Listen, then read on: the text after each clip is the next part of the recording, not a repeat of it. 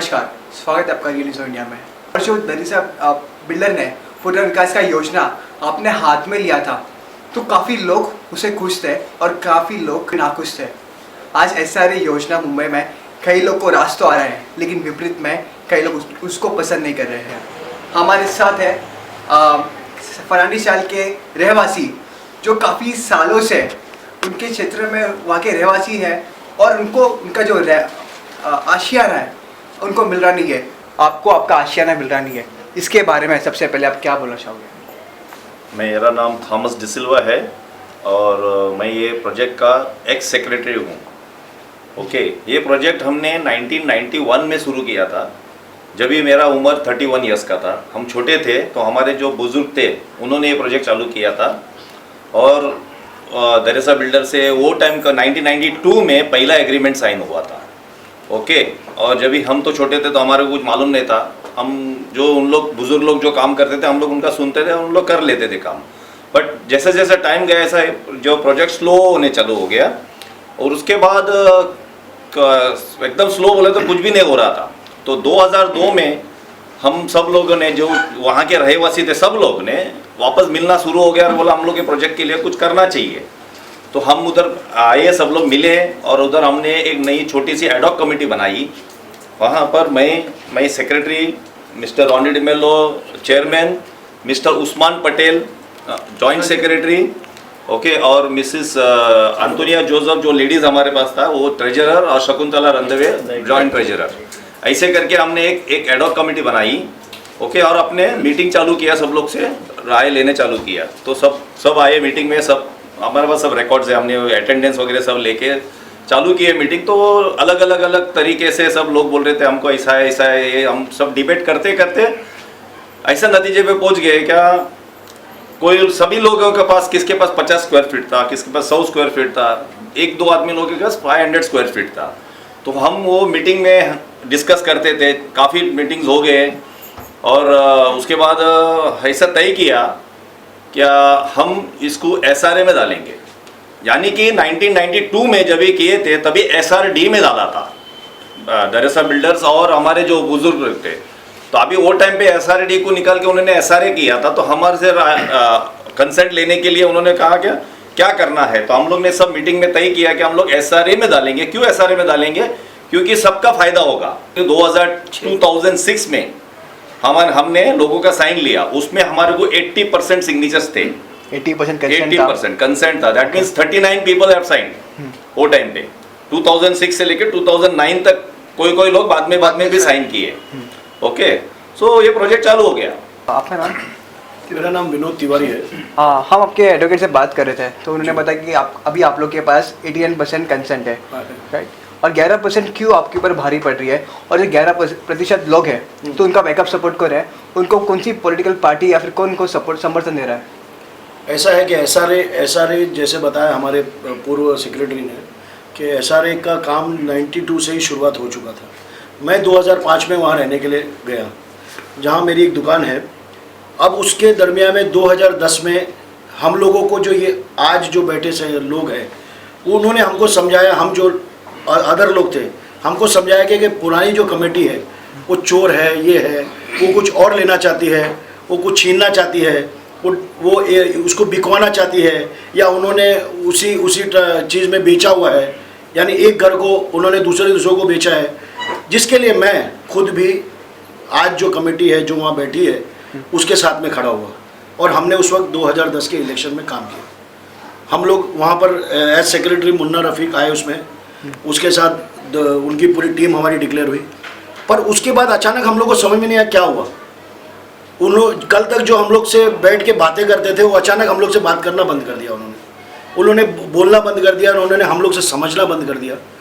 आज फिर उसके बाद ऐसा हुआ कि हम लोगों की बातें हुई कि भाई इलेक्शन आ गया।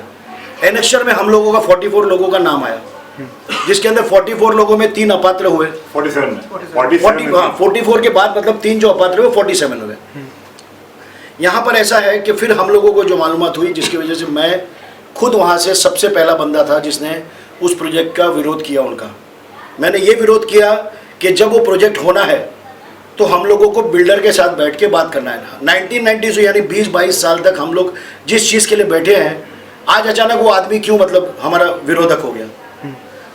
ट्रांजिट कैंप भी जो बना है, ये मेन जो SRA स्कीम हुई है वो सिर्फ और सिर्फ वो ट्रांजिट कैंप बनने के बाद ही हुई है।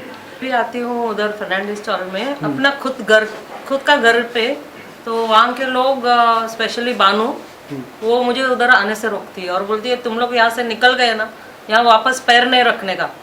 और वो एक्चुअली मारने के लिए आई थी मुझे। ओके तभी ज्ञाना की बीवी क्लेरा ने मुझे आके बचा लिया। ओके तो वो बोलती है यहाँ से तुम लोग एक बार गए ना तो यहाँ आने का नहीं फर्नांडिस चाल में। तो मैंने पूछा कि तुम लोग खरीद लिया क्या, तो बोलते हाँ हम लोग पूरा फर्नांडिस चाल खरीद लिया है, अभी हम लोग जैसा बोलेंगे वैसा इधर होएगा। ओके कभी गाली गलौज हुआ है? गाली वाली तो दिया नहीं है, क्योंकि मैं खुद गाली नहीं देती है, तो सामने वाले गाली दिया उसका संबंध ही नहीं आता है। खाली यहाँ वो बोली कि यहाँ पैर नहीं रखने का, तुम लोग यहाँ से छोड़ के गए, अलग रहते हैं ना बाहर भाड़ा देके, तो वहीं रहने का, इधर नहीं आने का, ऐसा बोलते हैं। तो मैंने बोला मैंने खुद मेरे घर पे आ रही है, तेरे घर पे नहीं आ रही ना। और कितना समस्या आपको हो रहा है, क्या क्या दिक्कतें आपके सामने आ रही है? हम लोग को बहुत तकलीफ हो रहा है, क्योंकि हम लोग काम पे जाने वाले लोग हैं, घर पे बैठे उन लोग सब घर में बैठने वाले ही लोग हैं। तो हम लोग को तकलीफ हो रहा है काम पे जाने में, क्योंकि हम लोग अभी जो रहने के लिए जगह लिया है वो दूर है स्टेशन से। ओके तो मुझे रोज रिक्शा में जाना पड़ता है, रोज रिक्शा में आना पड़ता है, तो तकलीफ बहुत हो रहा है।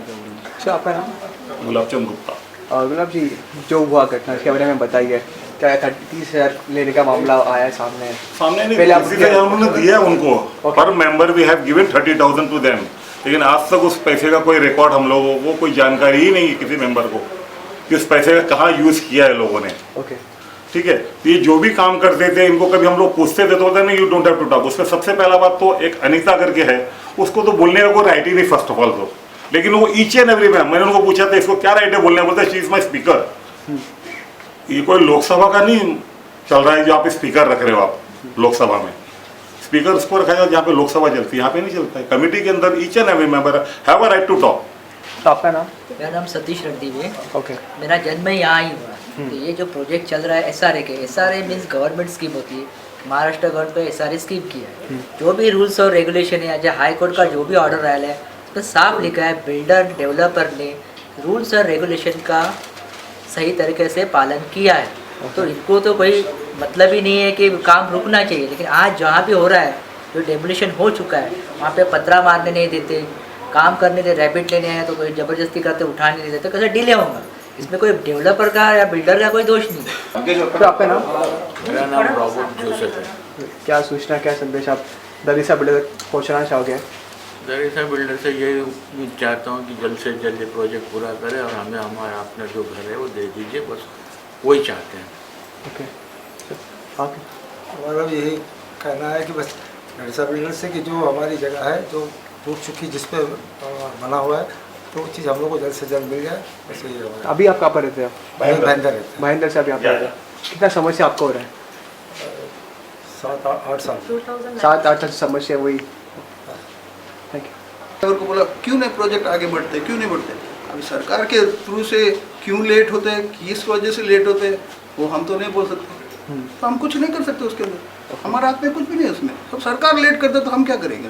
ओके बिल्डर ने आपको कितना पैसे दिया उसके बारे में बता सकते हैं? हाँ, हम जब इलेक्शन कमेटी में थे, हमने 2002 से टिल 2010 तक 1 रुपये एक मेंबर से भी नहीं लिया।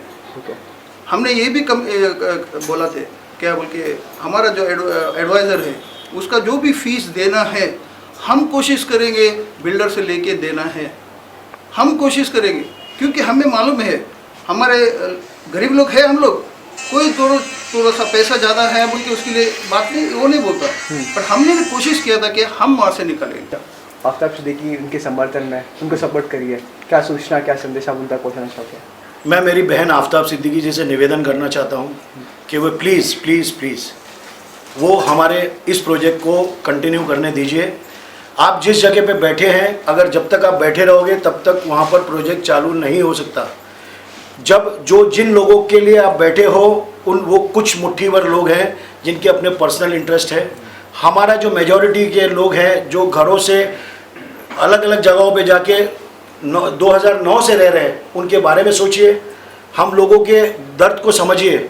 और मैं निवेदन करता हूँ, आप सीएम के पास जाइए, मंत्रालय में जाइए, दरीसा बिल्डर्स में जाइए, एसआरए में जाइए, जहाँ भी आप जाके जो भी धरना करना करिए, हमारी जगह को मेहरबानी करके खाली कर दीजिए। हम आपसे हाथ जोड़ के निवेदन करते हैं और मेरे साथ सभी लोग यही निवेदन करते हैं कि हमारी भी बात को रखिए। हम भी आपके भाई हैं, हम आपके पड़ोसी हैं, आप जहाँ पर वहीं बाजू में रहते हैं, हमारी तकलीफ को समझिए। हमारा यही निवेदन है आपसे। But what she knows about this project? She knows the project about those people who have told them right or wrong, we don't know. Did she come and ask the old committee what has happened and what not? Make her clearer there and we'll know exactly. And I feel if whatever you all have to do, demonstration, whatever it is, talk to the builders, finish it off. Go to the proper channel and finish it off. But let the project start. आप क्या बोलना चाहोगे? क्या संदेश आप आफ्ताब सिद्दीकी तक पहुंचना चाहोगे? सच्चाई जान लो पहला, ओके। एक साइड का स्टोरी आपको मालूम है, दूसरा साइड का भी स्टोरी आप सुन लो। जैसे आज हम लोग ने ये जो मीटिंग किया है, तो आप भी हमारे भी अभी ये भी वीडियो देख लो। आप हमने आपका भी वीडियो देख लिया है, समझे ना? उसमें सब आ गया, हेरिटेज गाउटन ये वो सब आ गया है, नो प्रॉब्लम। खाली सच्चाई ये करके आगे का जो भी करना है जल्द से जल्द कर लो। हमने रियल इंडिया को रियल न्यूज़ ऑफ इंडिया को हमने बुलाया और हम उनका तहे दिल से शुक्रिया अदा, धन्यवाद। उन्होंने हमारे लिए समय निकाला और हमारी पक्ष को भी सुना। जो गलत और सही है इसका निर्णय हमारे जो भी ऊपर वाले हैं वो देखेंगे, लोग हैं, आवाम है, वो देखेगी। धन्यवाद। I would really thank Real News of India to come and hear our side story also, so that they can put it forward to other people who they have given the wrong impression. Now what impression we have given is right or wrong, let the people decide, and let the authority also decide whether we are real, we have spoken real or lies. Yeah, I really thank Real News India. When I gone through those interviews of theirs, I was wondering why the Real News India did come to us. But I was very happy today they have made a point to know our truth and justify the things.